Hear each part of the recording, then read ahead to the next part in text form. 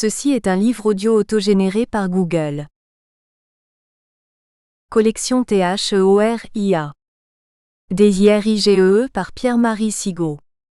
Avec la collaboration de Bruno Berard. Ouvrage paru.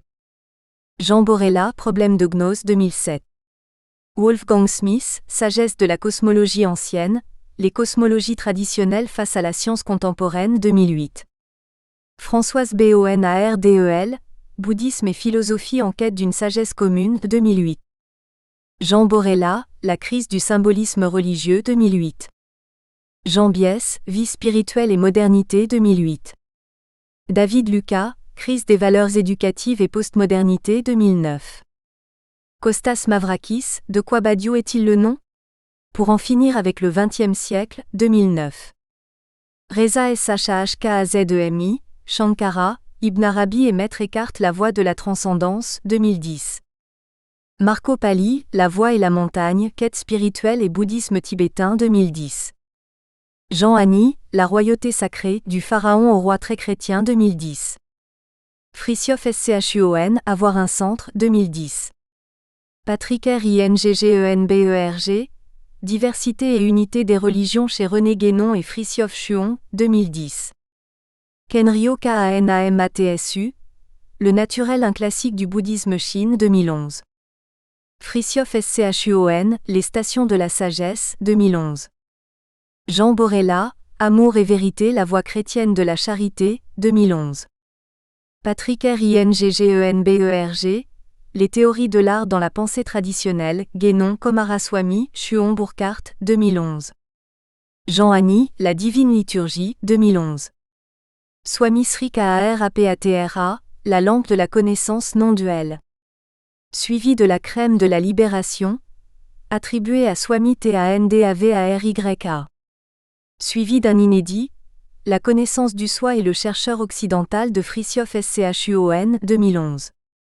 Paul Ballanfat, Messianisme et sainteté, les poèmes du mystique ottoman Niyazi Mizri, 1618 à 1694, 2012. Frithiof Schun, Forme et substance dans les religions 2012. Jean Borella, Penser l'analogie, 2012. Jean Borella, Le sens du surnaturel 2012.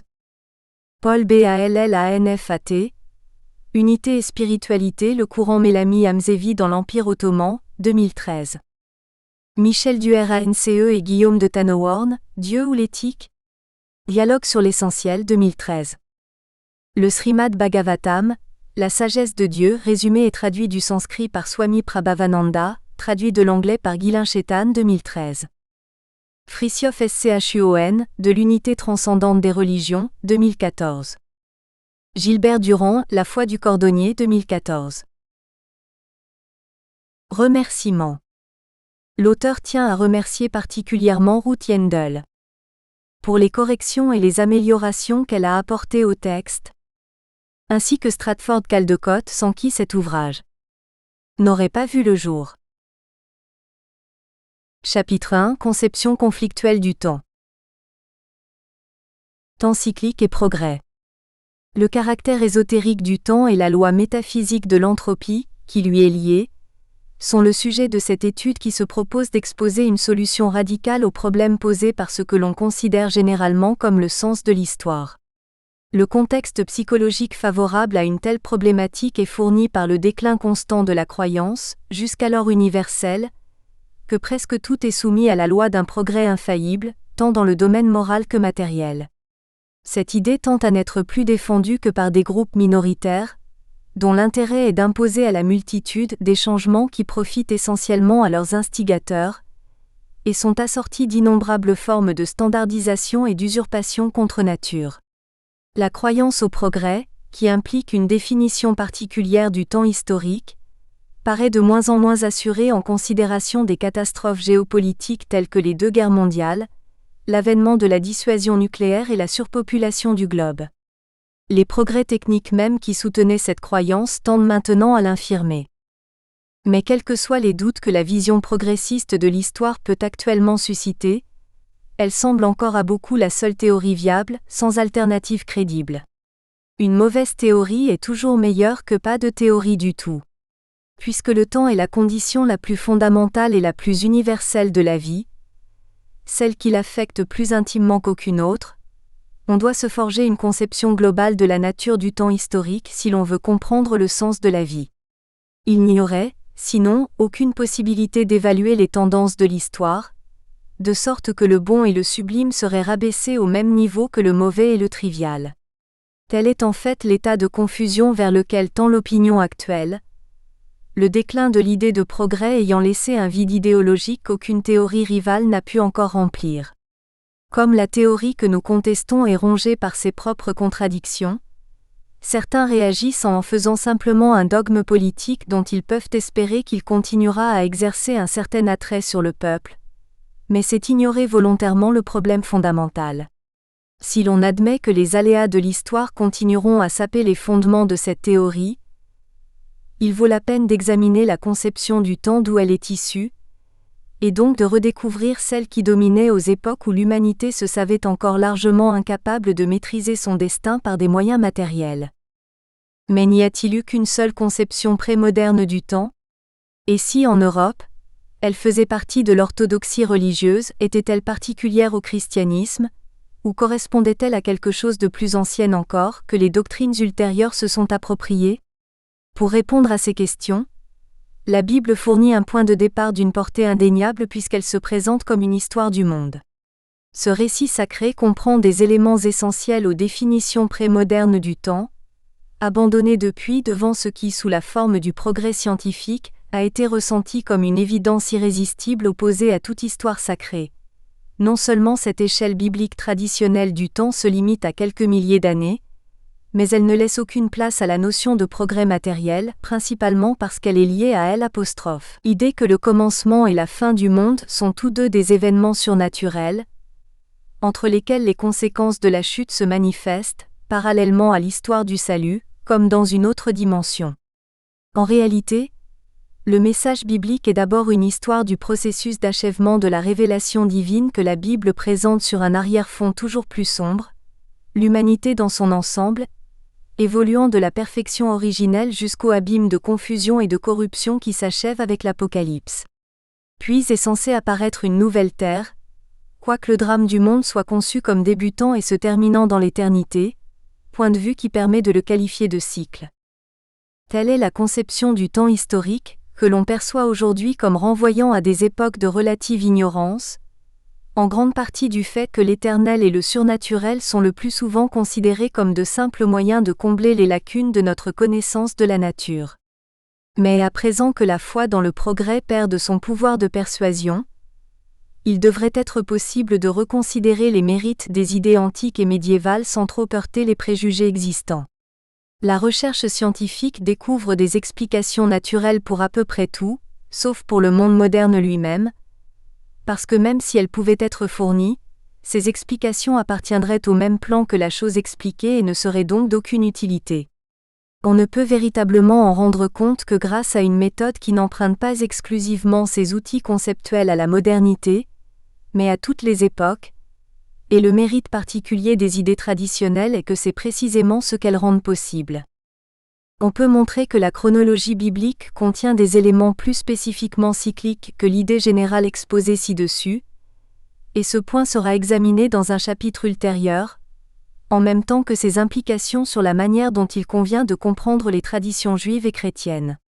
Une autre indication générale pour l'instant est que dans la Grèce ancienne, le mot aion signifie tout aussi bien âge que monde, de sorte qu'il place les traducteurs du Nouveau Testament devant un dilemme.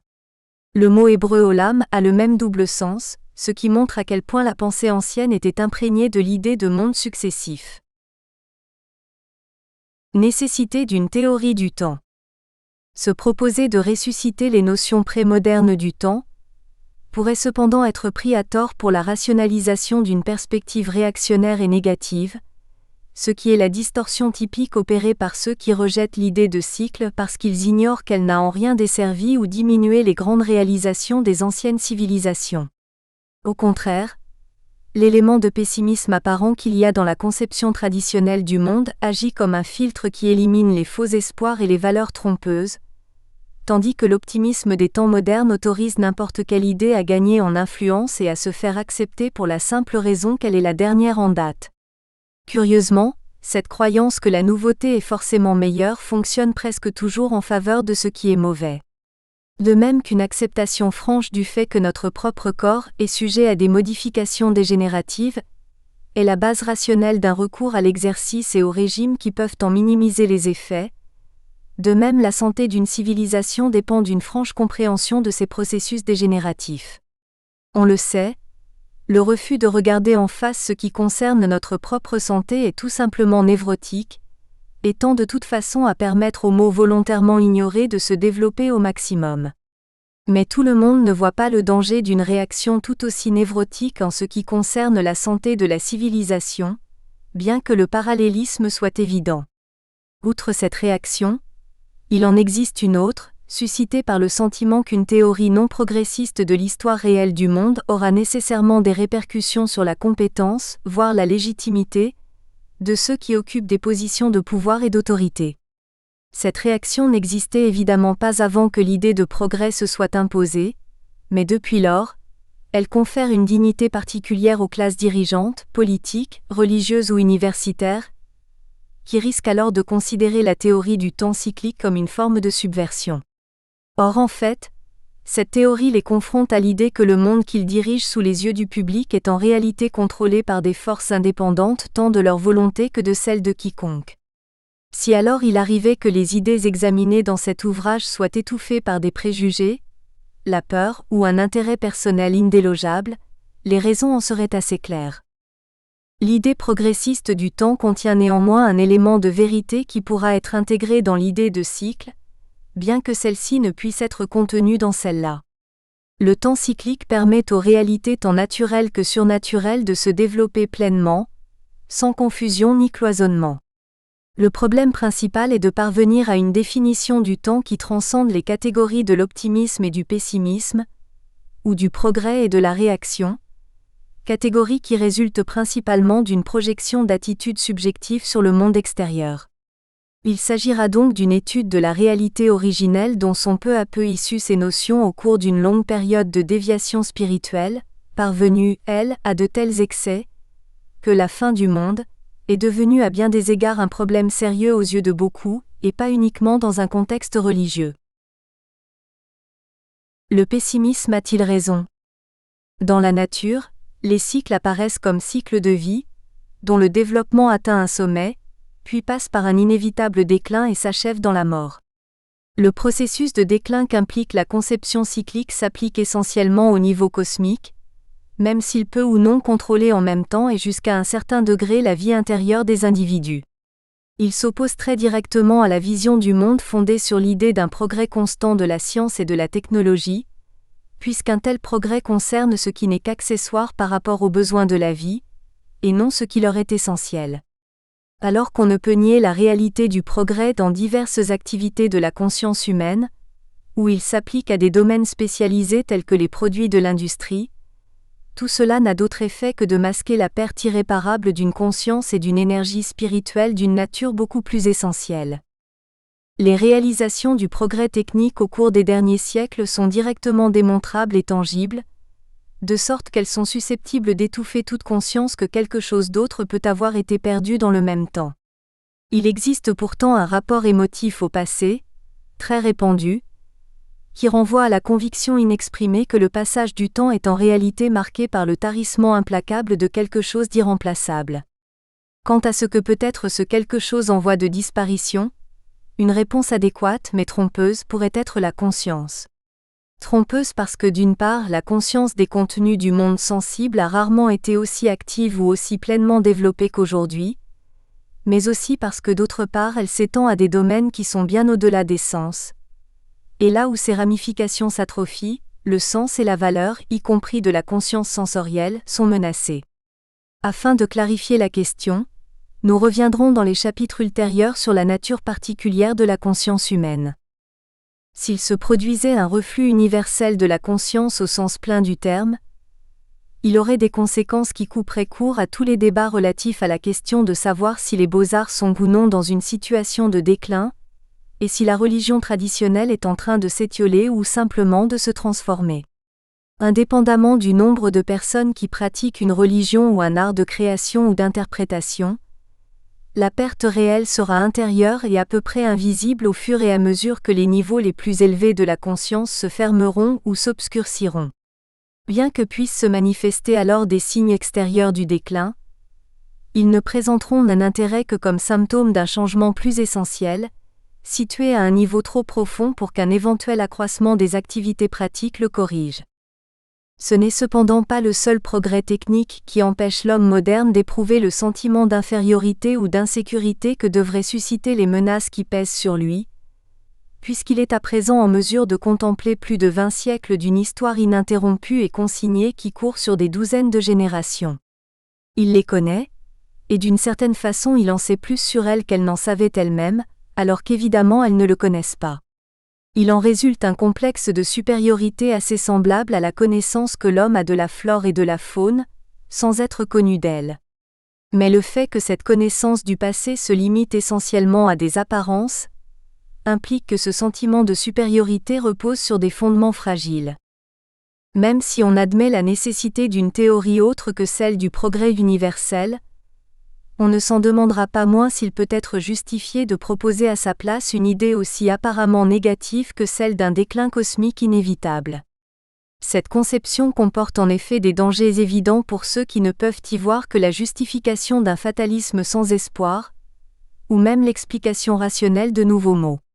À une époque moins anormale, ce pourrait être une raison valable pour éviter de la mentionner, mais de nos jours il y a de toute façon tant de causes à de telles attitudes que les risques d'y ajouter sont minimes. Le cours de l'histoire moderne peut aisément donner l'impression que les croyances et valeurs traditionnelles attaquées aujourd'hui méritent d'être dévalorisées, invalidées même, ne serait-ce qu'en raison du poids des forces historiques coalisées contre elles. C'est particulièrement évident dans la position des églises chrétiennes historiques, dont l'influence rituelle et doctrinale sur la société est en recul depuis 300 ans. En dépit de phases temporaires de renouveau, la tendance reste irrémédiablement orientée vers le déclin, avec cette conséquence perverse que ceux qui sont intellectuellement les mieux à même de percevoir la nécessité d'une foi qui ne soit pas aveugle, sont ceux qui, proportionnellement à ce besoin, subissent les pressions les plus fortes pour se tourner vers l'incroyance. La meilleure réponse à une telle situation est de dégager aussi précisément que possible la cause qui est à la racine du mal, de sorte qu'on puisse la percevoir ni plus ni moins que comme une force cosmique subtile, qui n'a pas plus d'influence sur la vérité que n'en ont les forces brutes des éléments. Dans ce but, il convient de comprendre que les vérités spirituelles ne dépendent aucunement du degré de leur manifestation dans le monde, et plus on discernera ce point clairement, plus proche on sera de la découverte libératrice de ce qui en nous peut non seulement échapper au processus cosmique, mais réellement l'inverser, tout au moins dans la vie individuelle. Lorsqu'elles sont vécues, les conséquences de cette vérité peuvent être considérables, proportionnelles au degré dont la vérité et la réalité l'emportent sur l'erreur. Une autre raison, mais qui lui est liée, pour laquelle la doctrine cyclique du temps est aujourd'hui pertinente, est un effet direct de la science moderne, qui a recours pour désigner l'âge de l'univers à une échelle de temps qui se calcule non seulement en millions, mais en milliards d'années. Depuis lors, la conviction que c'est là un fait et non une théorie a contribué à ébranler la position historique des religions monothéistes, puisque selon elles, l'histoire de l'humanité s'étend au plus sur environ 4000 ans à partir de l'époque d'Abraham. Il y a d'immenses difficultés psychologiques à voir du sens dans une période de 4000 ans, quand elle est rapportée à une période de 4 milliards, et de même, l'idée que la Terre a été l'habitat des dinosaures bien plus longtemps que de l'homme ne sert qu'à exacerber plus concrètement la même difficulté. Dans ces conditions, un fondement plus incontestable en vue d'une foi rationnelle serait une combinaison de l'idée orthodoxe d'un monde créé, occupant quelques milliers d'années, avec la perspective d'innombrables autres créations, apparaissant et disparaissant l'une après l'autre sur une vaste échelle de temps semblable à celle de la science. Telle est la conception cyclique du temps, qui apporte ainsi une solution naturelle aux problèmes posés par l'échelle inhumaine de l'univers scientifique, puisqu'elle montre comment des unités de temps qui ont un sens au niveau humain peuvent être intégrées dans les immensités qui les embrassent. Sources anciennes et modernes. On reproche souvent aux analyses critiques de la modernité de n'avoir aucun fondement dans les principes métaphysiques, et donc de ne pas être en mesure de parvenir à une vision d'ensemble de la réalité. Une notable exception est constituée par le livre de René Guénon, publié en 1945, Le règne de la quantité et les signes des temps. L'idée cyclique du temps y est développée dans toutes ses implications. Le monde moderne y est jugé dans son rapport à un ensemble de notions qui toutes appartiennent rigoureusement à la sagesse traditionnelle, et ceci d'une façon qui défie le préjugé moderne qui veut que les anciens aient été incapables d'avoir leur compréhension propre des divers âges du monde, le nôtre inclus. Comme le point de vue adopté dans les chapitres suivants sera à certains égards le même que celui de Guénon, il convient que leurs points de divergence soient clairement délimités. Indépendamment de la perspective guénonienne, l'idée cyclique de mondes successifs peut renvoyer tout au moins subjectivement à la conception réincarnationniste de vie successive, conception logiquement propre aux doctrines monistes. Il en est ainsi parce que la notion de réincarnation est un moyen naturel et efficace pour inculquer l'idée que tous les êtres finis sont illusoires et que seul l'absolu est réel. Cette croyance implique l'irréalité de l'individualité, car sinon, l'idée que quelqu'un puisse être quelqu'un d'autre n'aurait pas de sens. Pour une métaphysique de l'illusion, l'individualité ne possède en elle-même rien qui transcende le niveau des phénomènes. C'est pour cette raison que le temps cyclique et la réincarnation sont étroitement associés dans certaines variantes d'une pensée orientalisante comme le théosophisme. Guénon a cependant rejeté la notion de réincarnation, ne retenant que l'idée impersonnelle de Dieu et celle du temps cyclique. Pour ma part, j'aborderai l'idée cyclique du temps sur une base théologique conforme aux principes chrétiens et platoniciens, d'où une divergence par rapport aux sources hindoues qui ont influencé Guénon. Bien que le temps cyclique soit en lui-même plus mathématique qu'individuel, il peut aussi aisément influer sur le mode providentiel de l'action de telle ou telle personne que les cycles du jour et de la nuit ou les phases de la lune. On pourrait d'autant plus regretter que ce livre soit identifié au jugement unilatéralement négatif porté par Guénon et ses successeurs immédiats sur le monde moderne, que les implications des lois cycliques ne se prêtent à aucune simplification. Les visions simplistes donnent aisément lieu à des réactions extrêmes, colère, hystérie ou fondamentalisme, qui ne peuvent que contrecarrer les bénéfices retirés d'un travail de discernement métaphysique. Bien qu'il soit vrai que la définition traditionnelle du temps implique un jugement sévère sur les valeurs modernes, il existe quelques facteurs compensatoires importants dont il faudra tenir compte. La supériorité spirituelle des anciennes traditions a ses propres limites que des conceptions modernes trop idéalisées ignorent généralement. Ceux qui appartenaient aux traditions prémodernes tenaient à leurs croyances avec une pureté de conviction devenue rare, mais il y avait un prix à payer pour cela.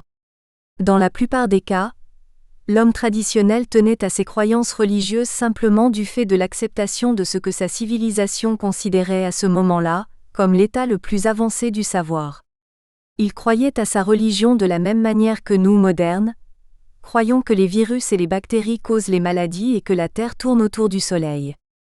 Le nombre de gens qui vivaient autrefois, en tant qu'individus, en accord avec la vérité de leurs croyances, peut par conséquent ne pas avoir été aussi élevé qu'on le suppose souvent. Tout le monde n'avait pas une claire conscience, et de loin, des possibilités les plus éminentes offertes par la grandeur de la manifestation divine. Les actes de défi vis-à-vis de Dieu n'en étaient le plus souvent que plus obstinés et passionnés. Quoi qu'il en soit, le fait que la religion traditionnelle n'ait pas toujours été liée à une compréhension et à un engagement personnel, tout au moins dans les derniers siècles, explique pourquoi la perte de la tradition est irréversible. La pratique religieuse était largement inconsciente, de la même façon qu'aujourd'hui personne n'est conscient d'être emporté dans le mouvement des idées modernistes pour avoir simplement admis qu'on peut scinder les atomes. Une autre raison pour laquelle il ne peut y avoir de retour à la forme originelle de la tradition tient au développement de la connaissance scientifique.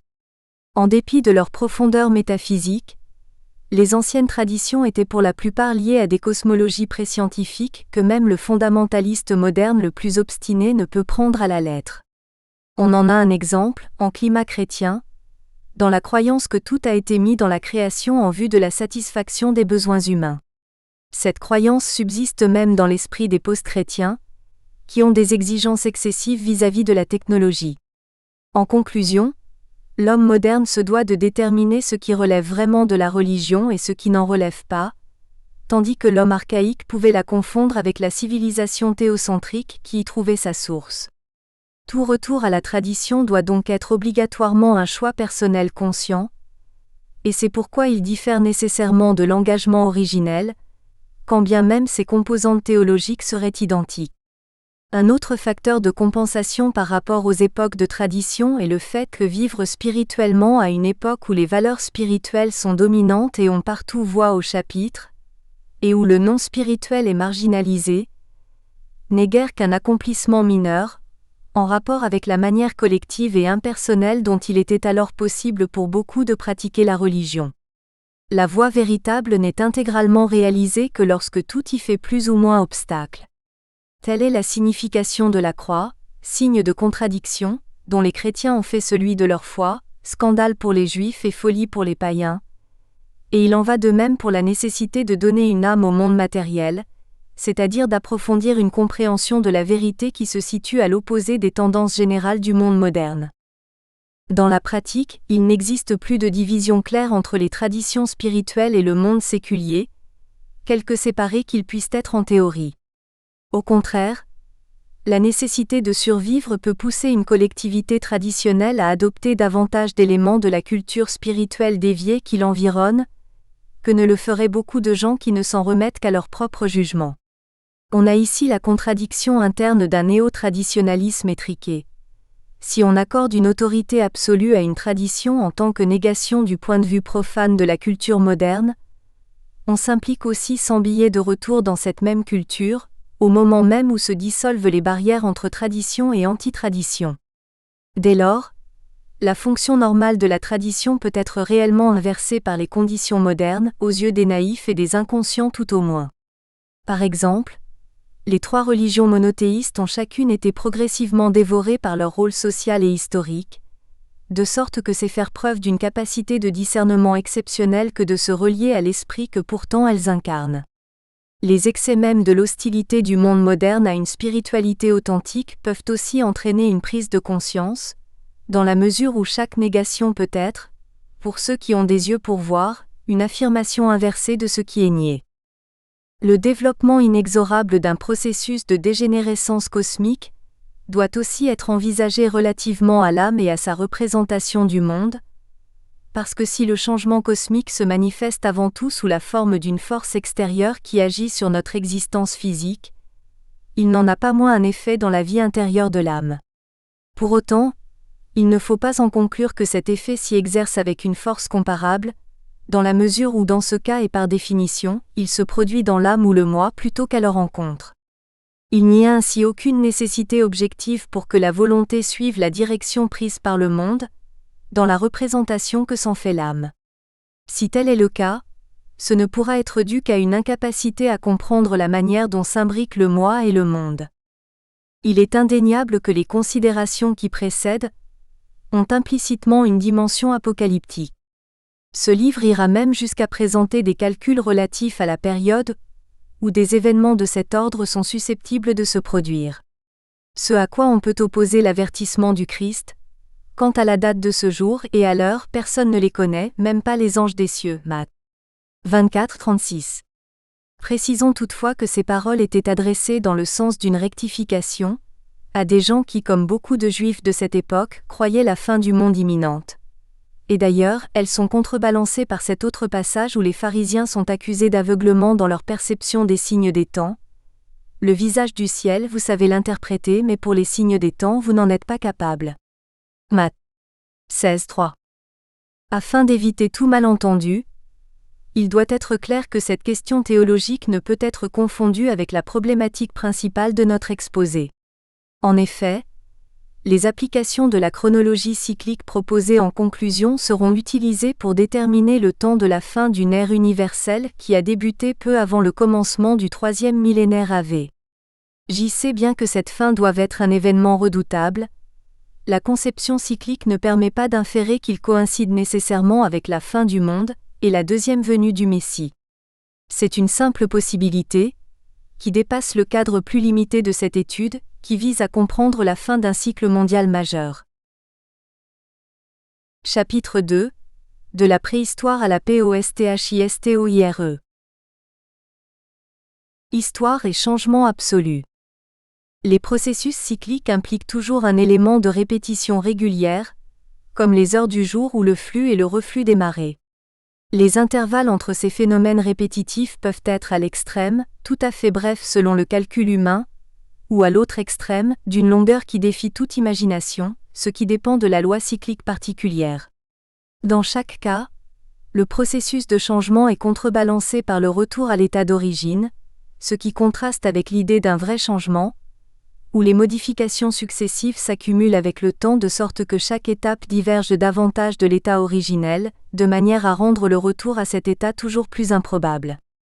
D'évidence, le monde présente avec abondance les deux types de processus temporels, et il n'est pas facile de déterminer comment ils pourraient être liés l'un à l'autre, ou comment l'un pourrait dépendre de l'autre.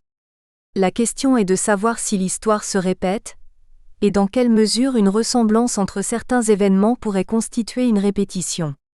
Il est plus aisé d'observer de telles répétitions dans la forme générale de telle ou telle ère que dans les événements particuliers, et de définir un modèle cyclique lui-même d'après le processus selon lequel un développement historique conduit à un état qui manifeste les caractéristiques essentielles de celui dont il est issu. On peut en trouver quelques exemples pertinents dans le développement de la civilisation européenne, du Haut Moyen Âge à nos jours. Contrairement à l'usage, le terme préhistorique s'appliquera ici au commencement de cette période et le terme posthistorique, à sa fin, donc à notre époque. La raison de ce choix terminologique tient au sens spécial que le mot « histoire » a acquis au cours de ces derniers siècles. En raison d'une série unique de changements cumulatifs liés les uns aux autres, l'histoire a maintenant cessé d'être une simple succession d'événements enregistrés au jour le jour dans les chroniques, et tend à signifier une espèce de changement, universel et irréversible, comparable à une intrigue romanesque. Compte tenu de cette vision de l'histoire, on peut douter que certaines régions du monde puissent avoir une histoire, puisque les tribus peuvent chasser, migrer, croître, décliner et combattre entre elles pendant des millénaires, sans qu'il en résulte un processus semblable à celui qu'implique le mot « histoire ».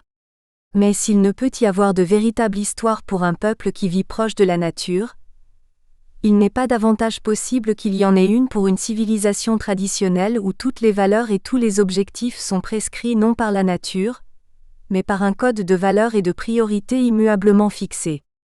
Si grands que soient les troubles qu'une telle civilisation peut subir, elle retourne à son modèle initial dès qu'elle le peut. Les civilisations anciennes étaient toutes plus ou moins de ce type, et dans cette mesure, elles étaient anhistoriques, comme on le voit clairement dans le cas de l'ancienne Égypte, qui a conservé la même structure théocratique pendant quelques 5000 ans sans aucun changement radical ou irréversible dans son organisation sociale ou spirituelle. Or c'est précisément parce que l'Europe médiévale correspondait à une telle forme traditionnelle, même si ce n'était que d'une façon limitée, qu'on ne peut la considérer comme historique au sens où l'est le développement de l'Europe depuis la Renaissance.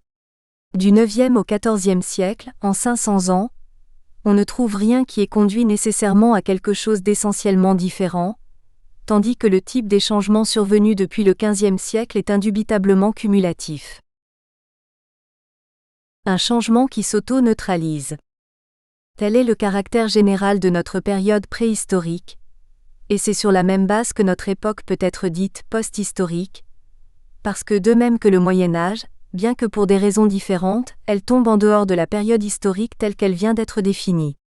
La modernité est post-historique, parce qu'elle non plus n'offre aucune possibilité de changement radical, même si cette idée peut paraître paradoxale à première vue.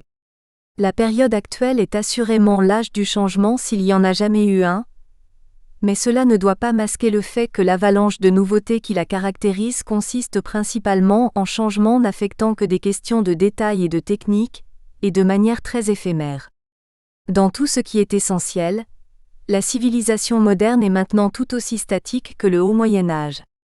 Elle est faite pour la production sans fin de changements minimes dans toutes sortes de domaines restreints, toutes les énergies étant mobilisées dans ce but sous la direction de l'industrie et de la bureaucratie, et c'est à peine si on tolère l'existence d'efforts qui dévient de ses priorités.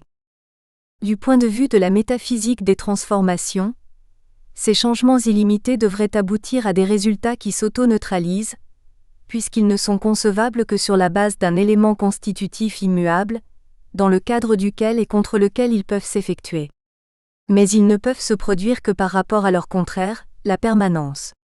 Par conséquent, le permanent par nature, se suffisant à lui-même, il n'est pas nécessairement lié à quelque autre condition, et cela l'élève à un niveau de réalité différent de celui du changement. Là est la véritable raison de ce paradoxe apparent qu'une civilisation n'est susceptible de subir une transformation historique réelle, que si elle possède un cadre de principes immuables qui impose des limites à la portée de celle-ci. Ces limites disparues, il en résultera des changements si généralisés que toute modification sera contrecarrée par une autre avant d'avoir pu introduire une vraie différence, et la seule condition permanente qui subsistera sera précisément cette condition que toutes les forces s'annulent réciproquement.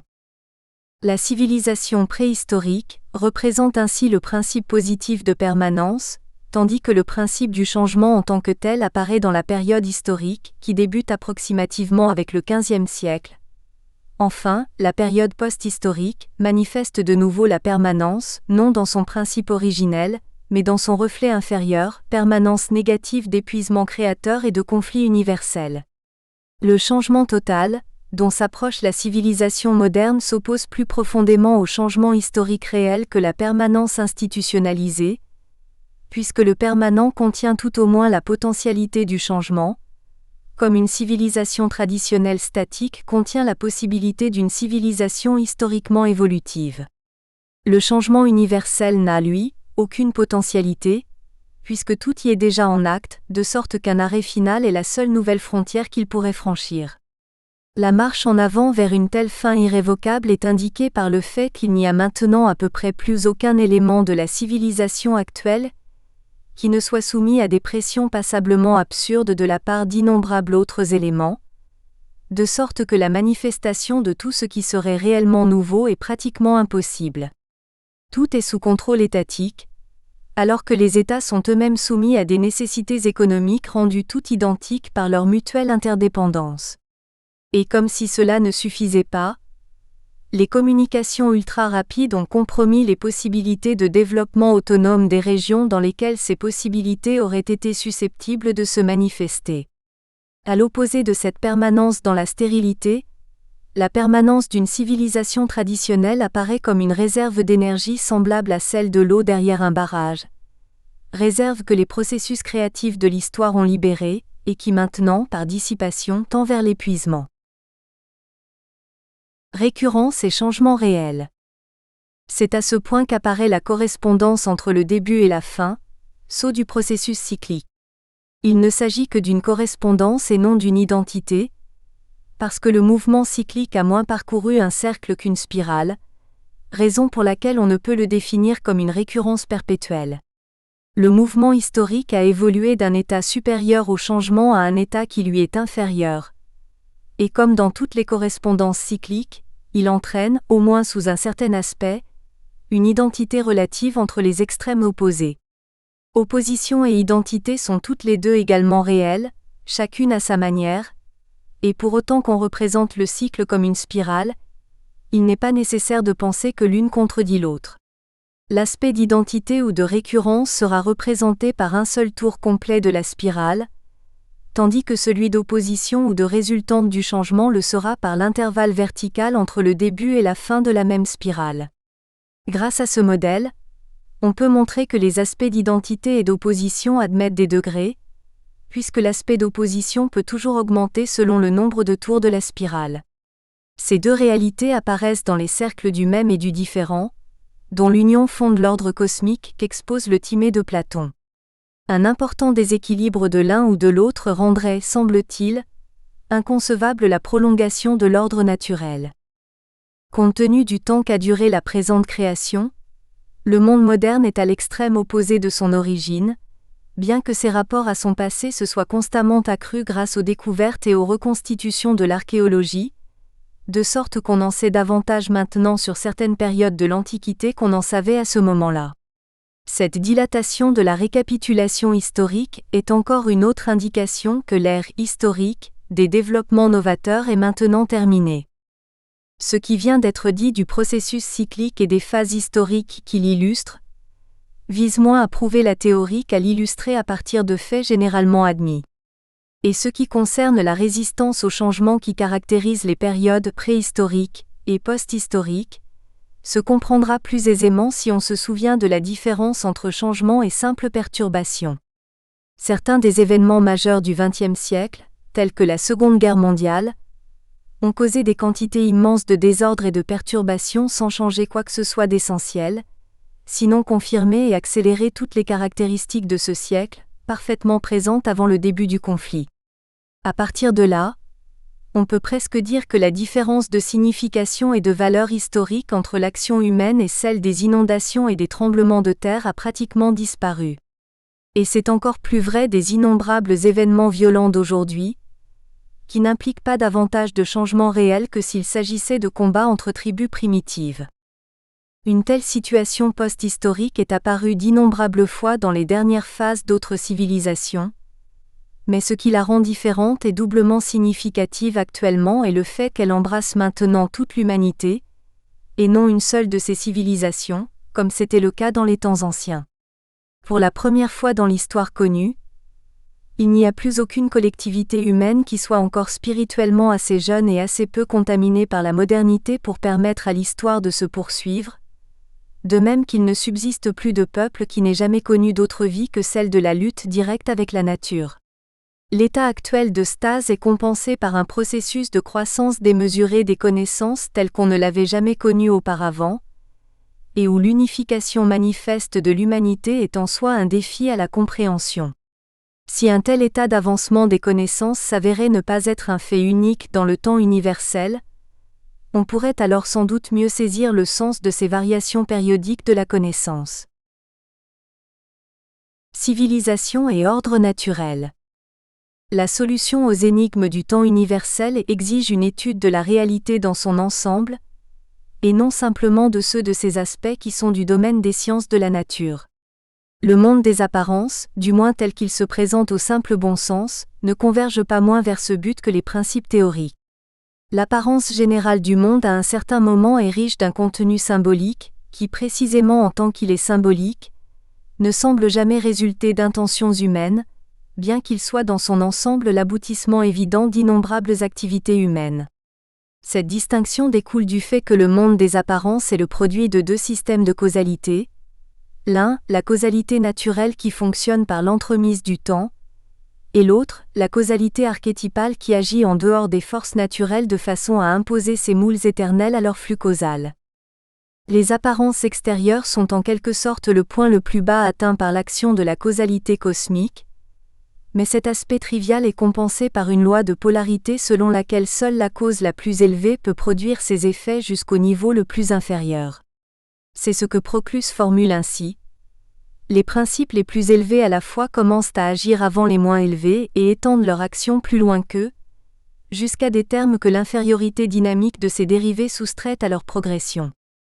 L'apparence générale d'un monde est par conséquent le plus à même de révéler quelque chose de la cause archétypale qui la conditionne à tel moment. Et cette apparence générale inclut les formes de la nature et de la civilisation. Les phases successives par lesquelles a passé la civilisation depuis l'Antiquité classique jusqu'après la Renaissance, parallèlement aux changements dans la religion et les aptitudes humaines, sont le résultat de réactions sociales à des conditions cosmiques variables que l'on ressent plus qu'on ne les comprend. D'innombrables changements mineurs se produisent dans le cours des choses, jusqu'à ce qu'ils débouchent sur une forme générale nouvelle.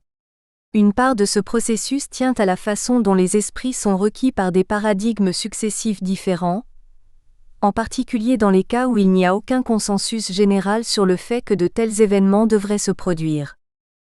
L'attachement collectif à des paradigmes normatifs a en soi une force qui se manifeste dans le fait qu'aucune innovation ne prévaut jamais à moins de s'harmoniser à l'ensemble complexe de conditions qu'ont fait apparaître des causes indépendantes de tout choix humain.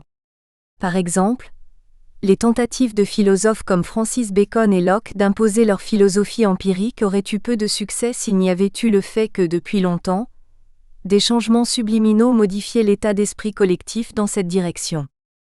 On pourrait en dire autant du développement, ou plutôt de la restauration des sciences de la nature au XVIIe siècle, puisque les découvertes publiées alors auraient été physiquement, de l'ordre du possible au Moyen Âge ou dans l'Antiquité classique, leurs facteurs opératifs relevant de compétences techniques que les artisans avaient toujours eues. Mais en réalité ces développements devaient attendre les conditions dans lesquelles ils pouvaient rencontrer un accueil favorable. Le destin subi par les anachronismes illustre ce même point, bien que de façon négative. Là où se produit une nouveauté qui pourrait modifier la mentalité dominante avant qu'elle s'y prête d'elle-même, elle doit rester en veilleuse jusqu'à ce que les conditions lui soient favorables. Tel fut le cas des tables astronomiques compilées au XIe siècle sous le règne d'Alphonse X, qui étaient assez précises pour ouvrir la voie à la révolution copernicienne puisqu'elles montraient que le système de Ptolémée ne rendait pas tout à fait compte des observations. En réalité, elles ne s'imposèrent qu'à la fin du XVe siècle. L'idée moderne que l'homme fait tout ce qui lui plaît grâce à ses ressources techniques est tout à fait infondée, à l'exception évidemment du XXe siècle lui-même, et même cette période de libération totale de la technique n'est qu'une phase du temps sur lequel l'homme n'a aucun pouvoir. Un tel renouveau des sciences n'était pas une chose entièrement nouvelle, même s'il est sans précédent dans l'ensemble des temps historiques. Actuellement encore, l'existence, dès l'Antiquité la plus reculée, d'une connaissance scientifique avancée apparaît comme une évidence. Évidence qui inclut les très anciennes unités de mesure qui ont survécu, et dont on peut montrer le rapport avec les mesures exactes de la Terre et du système solaire. On ignore habituellement ces faits, parce qu'ils ne signifient rien pour la majorité puisqu'elle adhère à une conception linéaire du temps. Temps abstrait et temps concret. Au fur et à mesure que la forme d'une civilisation se modifie, ces éléments humains et cosmiques élaborent les uns pour les autres des transformations en une alternance sans fin. Chaque moment comprend une combinaison d'influences cosmiques qui lui donne son unicité qualitative. On sait que ces influences varient selon les cycles, mais qu'il n'y a aucune répétition parmi leurs combinaisons, bien que ces variations n'aient rien d'aléatoire. Une telle représentation du temps s'oppose à la conception abstraite qui préserve le temps des changements incessants qui l'environnent. Elle fait du temps une succession indéfinie de durées vides, sans relation spécifique à leur contenu.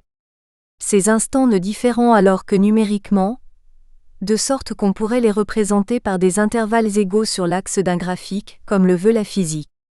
Cette théorie se voit généralement confirmée par des expériences qui soit s'appliquent à un phénomène unique, soit, s'ils sont multiples, les maintiennent en permanence sous contrôle humain. Cependant, si une telle conception était autre chose qu'une simplification pratique justifiée pour de brefs laps de temps, il serait impossible de rendre compte de tous les synchronismes et anachronismes auxquels il a été fait allusion, ou de comprendre comment le temps pourrait apporter des changements puisqu'ils sont toujours par nature irréversibles. Tous les changements seraient plus ou moins aléatoires, de sorte qu'il n'existerait aucun modèle temporel, sinon ceux qu'impose l'ingéniosité humaine.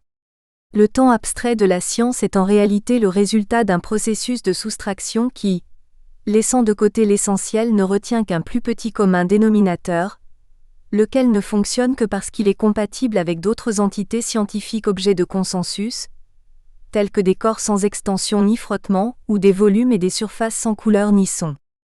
À l'opposé, l'idée concrète du temps exige qu'il y ait une relation particulière entre l'instant et son contenu, si bien que ce n'est que par la pensée qu'ils peuvent être distingués. À l'objection selon laquelle complexifier ainsi l'idée du temps implique de renoncer à toute possibilité de saisir son essence telle qu'elle pourrait se manifester, une fois que toutes les autres réalités en auraient été retranchées, on peut répondre qu'elle n'aurait de fondement que si le temps n'était réellement qu'une quantité abstraite d'extension, ce qui ne serait qu'une façon d'éluder la question. La réduction du temps à une abstraction ne le rend pas plus facile à définir, mais au contraire plus difficile. La conception des instants successifs considérés comme autant de changements dans les conditions qualitatives du monde, suivant telle ou telle loi, peut du reste être vérifiée par l'expérience dans des domaines qui vont bien au-delà des conditions fixées par les contrôles de laboratoire. Ce temps-là est un objet d'expérience directe, alors que le temps abstrait n'est jamais expérimenté en tant que tel, même s'il est l'instrument d'élection d'une science qui prétend tout réduire à l'expérimentation. La cessation d'un changement radical et cumulatif dans les périodes définies plus haut comme post-historiques coïncide avec l'émergence d'une croyance générale en un temps qualitativement vide et abstrait, et il est peu probable qu'il n'y ait là qu'une coïncidence. Liberté et conditionnement cosmique. La distinction entre temps abstrait et temps concret correspond à deux définitions différentes du rapport de l'humanité au cosmos. Si le passage du temps est une abstraction mathématique privée de relations ou de qualités intrinsèques, l'usage qu'on en fera sera de même l'objet de conventions et de choix humains, et donc sans fondement dans l'ordre naturel. Il découlera nécessairement de l'hypothèse que les actions humaines, ou tout au moins une proportion significative d'entre elles, ne sont pas déterminées par leurs conditions cosmiques. Quoi qu'il en soit, les règles qui le régissent ne peuvent s'appliquer à une étude de la nature concrète du temps, celle-ci ne relevant pas des exigences de la science appliquée. La notion d'un temps perçu comme concret était commune à la plupart des systèmes de pensée prémodernes. On la trouve par exemple dans l'affirmation de Platon que le temps et le ciel ont été créés ensemble, ou, selon Marcel Granet, dans l'ancienne Chine, où tous les philosophes préfèrent voir dans le temps un ensemble d'ères, de saisons et d'époques, plutôt qu'une énumération d'unités identiques qui se succéderaient à une vitesse uniforme. Une telle perspective embrasse adéquatement les réalités tant humaines que non humaines. Il existe un vaste éventail de phénomènes, à la fois biologiques et astronomiques, avec toutes leurs interactions, qui obéissent à un ordre cyclique tel qu'il permet de les considérer comme des exemples du paradigme dominant de la nature. Les populations de toutes sortes, les âges glaciaires, les marées, la quantité de précipitations, les taches solaires, les rythmes de croissance des arbres, la précession des équinoxes, les éruptions volcaniques et les affaires humaines dans le domaine des échanges internationaux, tout cela manifeste, sur le plan quantitatif, le même type de croissance et de décroissance régulière. Dans les modes de pensée où le temps n'est pas abstrait de ses contenus, l'idée qu'il est cyclique en lui-même découlera donc naturellement de l'universalité de cet ordre des choses. L'idée de l'intégration de l'humanité dans l'ordre naturel, implicite dans la manière dont les cycles de l'activité humaine dépendent des cycles d'origine cosmique, peut inciter à la rapprocher d'autres théories relatives à la condition cosmique de l'homme, par exemple l'évolutionnisme. Toutefois, d'un tel point de vue, l'espèce humaine ne s'intègre dans le cosmos que par le biais de sa participation à la biosphère, en tant qu'elle résulte exclusivement de processus biologiques. Il s'ensuit qu'il n'est pas possible de concevoir rationnellement la destinée de l'homme comme extérieure au cycle de la biosphère. Mais tel n'est pas le sens de notre conception des rapports entre l'homme et le cosmos, parce que les principes métaphysiques peuvent en rendre compte sans qu'il soit nécessaire de considérer les phénomènes naturels comme des réalités premières. Au contraire, ils embrassent à la fois l'ordre naturel et la nature physique de l'homme, mais d'une façon qui rapporte l'homme et les causes qu'on lui suppose physiques à un ensemble commun d'archétypes, de causes formelles. Dans une telle perspective, la relation intime entre l'espèce humaine et son environnement cosmique n'a plus rien à voir avec l'idée que l'un serait le produit physique de l'autre. La primauté de la conscience et de ses fonctions cognitives sur notre expérience des réalités matérielles implique que cette primauté ne soit autre que la part qui nous revient de la réalité dont le monde physique tire son origine. Malgré toutes leurs ressemblances superficielles, la pensée évolutionniste et la tradition métaphysique sont aux antipodes l'une de l'autre en ce qui concerne le rapport de l'homme et du cosmos. L'une des conséquences de la distinction entre ces deux définitions de l'origine de l'homme est que, dans l'un des deux cas, le rapport au cosmos implique une détermination incontournable par les forces naturelles, où seul l'élément matériel est impliqué, tandis que dans l'autre, cette détermination n'est que conditionnelle. La raison en est que la source de la réalité intelligible, psychique et physique, ne peut déterminer l'humanité par aucune de ces trois réalités prises de manière exclusive l'une de l'autre, puisque l'état humain les comprend toutes les trois. S'il s'agissait d'un problème de détermination au niveau physique, indépendamment des deux autres, elle devrait dériver d'une tendance enracinée dans la condition commune de l'humanité, et non de sa cause première. En réalité, la détermination de l'activité humaine par le cosmos repose sur une causalité métaphysique, qui met en jeu des puissances à la fois humaines et cosmiques tout en les transcendant. Loin de rendre compte des conditions dans lesquelles la vie humaine peut éventuellement être contrôlée par les forces naturelles, pour autant que le rôle de celle-ci soit resté incompris. Les philosophies évolutionnistes interdisent même de penser qu'il existe une alternative au déterminisme cosmique. Malgré tout, la masse associe le matérialisme évolutionniste à l'optimisme et son contraire au pessimisme, inversion due davantage à la propagande qu'à la logique. Dans les temps modernes, la manière dont la pensée évolutionniste renverse la conception métaphysique du rapport de l'homme à la nature correspond à la perspective de la grande majorité, bien qu'il soit difficile de déterminer si cette perspective résulte d'enseignements matérialistes ou si c'est le contraire. De toute façon, elles se renforcent mutuellement. Le fait qu'il n'y ait aucune raison pour laquelle plus évolués doivent signifier plus désirables pour la plupart des êtres humains, n'est pas perçu par la conscience populaire à laquelle ces idées s'imposent parce qu'il n'est que trop facile de les considérer comme un progrès social, autre aspect ascendant de l'évolution. La conception opposée à celle-ci est celle de l'entropie en perpétuelle augmentation, que révèle le modèle cyclique. Elle est tout aussi indifférente aux intérêts humains, et devant deux conceptions aussi opposées, il faut décider laquelle est la plus fondamentale. Aucune tendance cosmique ne peut cependant tout englober, puisque l'intelligence doit être à tout le moins extra-cosmique dans son fonctionnement et déterminée par la seule vérité, à défaut de quoi les théories sur le changement cosmique n'ont aucune utilité. L'esprit qui définit un ensemble de conditions ne peut lui-même en faire partie, sous peine d'absurdité. À cette réserve essentielle près, les lois de la raison qui comportent une nécessité d'une toute autre sorte peuvent éclairer celle de la nécessité. Chapitre 3 : Le principe de plénitude. La cause de la dégénérescence cosmique. Il est maintenant nécessaire de rendre compte non seulement de l'idée de répétition régulière, mais aussi de celle apparentée, de dégénérescence progressive à partir d'une cause ou norme originelle. Ces deux aspects sont inséparables parce que, en l'absence d'un changement progressif général, la fin d'un cycle ne pourrait se distinguer de son début. Si la qualité dominante était soit constante, soit aléatoire, il n'y aurait alors aucun moyen de saisir les cycles comme des entités définies. Et même dans le cas où on ne tient pas compte de cette dernière conception, la doctrine selon laquelle le monde a été créé aussi parfait que possible, mais qu'il est toujours plus soumis aux effets de la chute, implique le même aspect de déclin qualitatif du processus temporel, concomitant à son éloignement progressif de Dieu.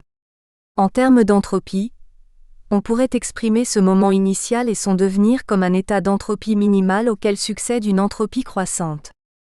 Ce monde ne pouvait ni s'améliorer spontanément à partir de la création si par définition, il partait d'un état idéal, ni non plus se maintenir dans cette perfection originelle sans nier le niveau ontologique auquel il appartient.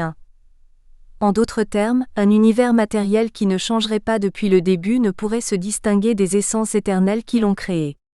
Le temps et le changement sont inséparables de la divisibilité de la matière et de sa passivité vis-à-vis des forces extérieures.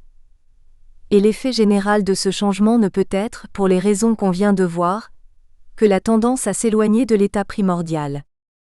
Telle est la conclusion qui découle de la perspective créationniste, qui est origine et descente, mais l'idée que tout état d'être en fait surgir nécessairement un autre, plus limité, ne dépend en aucune façon de la notion de création, si importante soit-elle. La doctrine selon laquelle l'ordre de l'existence a une forme mathématique, préfigurée en un sens, dans la suite des nombres naturels, et qui permet à toutes les possibilités de se réaliser, fait partie d'une tradition métaphysique qui a franchi toutes les frontières entre les grandes religions. Assez curieusement, ce principe n'a jamais été nommé comme tel, jusqu'à l'époque moderne où il a été appelé principe de plénitude. C'est à ce principe que Guénon a recours lorsqu'il dit « Cet éloignement graduel de l'unité essentielle peut d'ailleurs être envisagé sous un double point de vue, en simultanéité et en succession. Nous voulons dire qu'on peut l'envisager, d'une part dans la constitution des êtres manifestés, où ces degrés déterminent pour les éléments qui y entrent ou les modalités qui leur correspondent, une sorte de hiérarchie, et d'autre part dans la marche même de l'ensemble de la manifestation du commencement à la fin d'un cycle. L'échelle des réalités créées sera ainsi manifestée visiblement, des anges jusqu'aux créatures les plus modestes, et dans la profondeur du temps, en tant que régression des réalités les plus élevées jusqu'aux plus inférieures, étant donné que l'espace et le temps manifestent tous deux le même principe, chacun selon ses propres modalités. Des deux points de vue, le statique et le successif, le successif est clairement celui qui s'applique ici, tandis que le principe de plénitude transcende lui, la distinction entre l'ordre temporel de la succession et l'ordre hiérarchique de l'être. Pour Guénon, ce principe est une hypothèse et il n'offre par conséquent pas d'argument en sa faveur. Un approfondissement théorique est néanmoins possible, que nous aborderons après un bref aperçu des définitions classiques de la plénitude. Conception antique de la plénitude. Puisqu'il s'agit là du principe dont dépend notre sujet, il nous faut le considérer de façon aussi détaillée que possible. On le trouve dans de nombreux passages des Énéades, parce que pour Plotin, il est une réalité première, de sorte qu'il choisit de l'expliquer en détail. Il ne doit pas exister une seule chose, sinon tout demeurerait caché puisque les choses n'ont dans l'un aucune forme distincte. Aucun être particulier n'existerait, si l'un restait immobile en lui-même. Il n'y aurait pas cette multiplicité d'êtres issus de l'un s'il n'y avait eu auprès de lui la procession des êtres qui ont le rang d'âme. Il est inhérent à toute nature de produire après elle et de se développer, en allant d'un principe indivisible, sorte de semence, jusqu'à un effet sensible. Proclus traduit cette même conception par l'idée que la nature du bien doit être productrice, et que tous les êtres participent à quelque degré du bien, d'où il s'ensuit que tous les êtres ont des pouvoirs de causalité qui s'étendent, selon un processus d'extériorisation et de descente, des causes les plus grandes jusqu'aux plus infimes. Il y inclut le principe de dotation sans diminution, qui est également essentiel à la définition chez Plotin de l'action des essences. Il s'agit ici du concept d'émanation, pour lequel tout pouvoir causal agit au-delà de lui-même, de sorte que rien n'est jamais soustrait de la cause elle-même dans les choses dont elle est la cause. Ce concept est implicite dans la façon dont les essences produisent leurs projections, dont elles sont à la fois les causes et les modèles normatifs. Le processus de cette production possède une continuité ininterrompue selon le principe que tout producteur fait subsister des êtres semblables à lui-même, avant d'en susciter de dissemblables. Lorsque les néoplatoniciens expliquent ces principes, ils n'en limitent pas l'application à la hiérarchie de l'être ou à sa transformation temporelle par moments successifs. Ils les appliquent à la totalité de l'être en englobant tous les ordres possibles de relations, et en y incluant sans aucun doute bien plus que l'espace et le temps auxquels se borne notre conscience. De toute façon, leur incidence sur tout changement temporel est assez claire, et pour Proclus, l'analyse de la causalité permet d'atteindre à la vérité de la plénitude. Nous espérons que vous avez apprécié cet aperçu. Pour continuer à écouter ce livre audio sur Google Play Livres, utilisez le lien dans la description de la vidéo.